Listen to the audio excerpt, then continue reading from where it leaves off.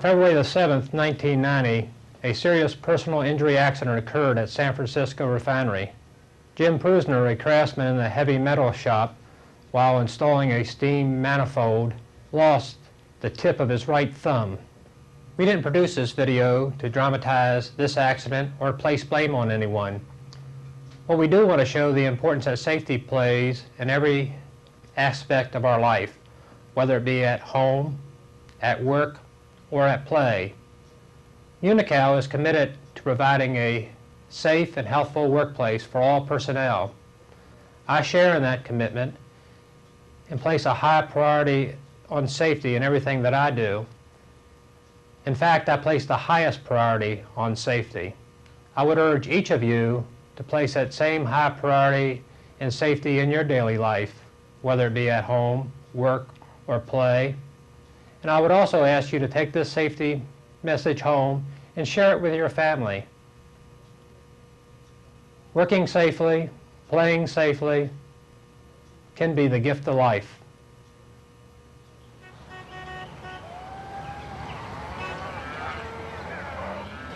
I work for an oil company, and I'm a welder, and do the cows and the horses on the kind of on the side as a hobby and a business.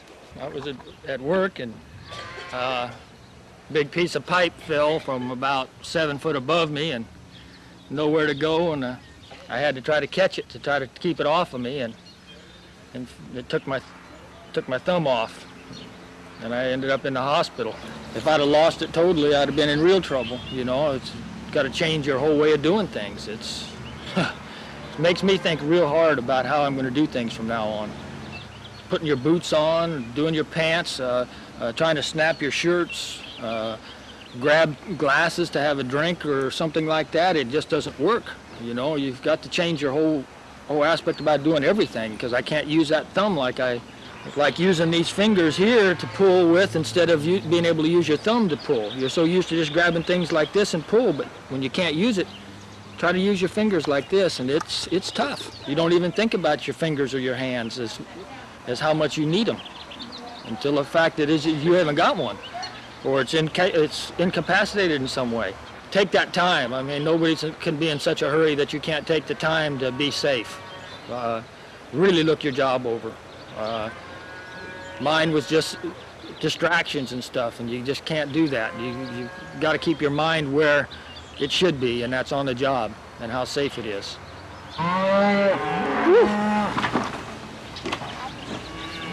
Got him, Russ. Well, my fellow worker and I, Jerry Webb, were driving back through the main gate when we heard on the radio a man down at old Unit 67 by the fire watch, who happened to be a unit operator. And as we heard the man down, we came driving up, pulled in over here, and I noticed welder was over here sitting in the pipe trench, and I told my partner to call truck 15, which is our emergency first aid vehicle, and have him respond code 3. When I got to the welder, Jim Prusner, who was injured, I noticed he had his thumb wrapped up, and as I looked at the thumb, I noticed that it was severed, and I quickly got him to lie down, elevated his arm, did a pressure point on his brachial artery, and repeated to my coworker to have Todd Wilhite, who is in truck 13, respond code 3, which means come as fast as he can. And when Todd got here, he had, as I was doing the pressure point, keeping the arm elevated, talking with Jim, making sure Jim was conscious and was able to understand, Todd went and looked at the thumb, wrapped it up, took care of it, put an ice pack on it, and went through a full physical assessment also. Hello, I'm Dr. Sato. I'm the medical director of the burn center at Brookside Hospital, and I take care of a lot of burn victims along with the rest of the burn team here. In addition to taking care of burn patients, we also see and take care of a lot of hand injuries. Just to review, it was very important for the first responders to respond quickly and evacuate Jim from the scene of the accident and apply compression to the bleeding area so that he would not exsanguinate or basically bleed to death. They kept his hand elevated, they kept his hand in a comfortable position, and did very little to disturb the tissues that were basically hanging on by a mere thread. He was brought quickly to the Brookside emergency room, where I happened to see him and brought him to the operating room, all within a matter of about an hour or two. At this point, I'd like to have Jim come over and we can examine him together. Jim is fortunately left-handed. This is the area that was involved in the accident, where even though he had a glove on, the severe force of the heavy pipe, was it, Right, that fell in his thumb, avulsed off quite a bit of his skin, leaving the bone completely naked. It was hanging on basically by a small skin pedicle on this side here, and basically I had to put this back in the operating room. Right now you can see his old nail about ready to fall off and his new nail advancing. He is left with some decreased sensation along a portion right about here. Is that a little bit numb here? yeah, but it's coming back. But it's coming back, but this side he can still feel, Right. because this was the side that was still attached to the blood and nerve supply.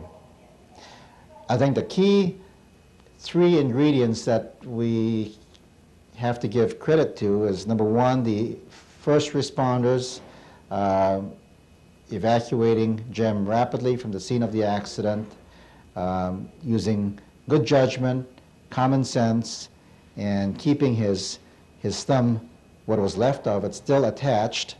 Number two, bringing him to the operating room as rapidly as possible and putting the thumb back together. And the third, which hyperbaric medicine, where he was taken to the chamber at Brookside Hospital. We're one of the few hospitals in the area that utilizes hyperbaric medicine, HBO, where Jim was put into a chamber, given twice atmospheric pressure, 100% pure oxygen, so that this thumb had a chance to survive, and it did. Jim, why don't you show everyone and spread your fingers, and how about pinching as tight as you can, maybe pinching my finger here and not letting me go. Great. I was at the scene within 2 minutes after hearing the call over the radio. I have a man down at the Black There was the fire watch did a very excellent job calling it in.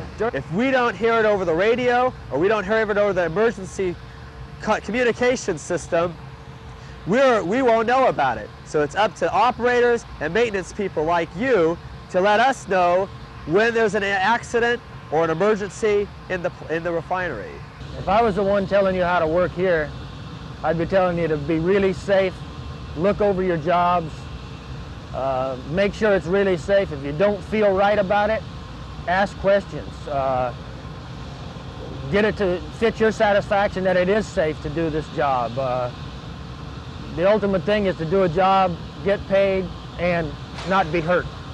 The last person I'd ever expected to see injured on the job was Jim Prusner. He's one of the most safety-minded, cautious individuals I know. Everything that's done is done right. He takes all the necessary steps, never questions safety. I just couldn't understand or fathom how he could have been injured. I guess accidents can just happen to anybody. When I was in high school, I worked in a sandwich shop one time, and the boss told me, says, if you cut one of these, that's bad. But if you cut this, that's worse. I couldn't imagine losing a thumb. I wouldn't know how to pick something up. I wouldn't know how to grip a softball. I couldn't imagine not being able to grab a golfing club. And I can only hope if there's one thing this video can do, is it can express to you the need to think before you act. These two things right here are your best friends. You gotta watch out for them.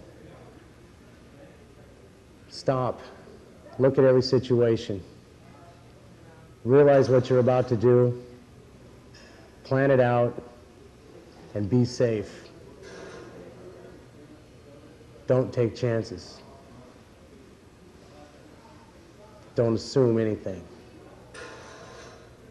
Be safe.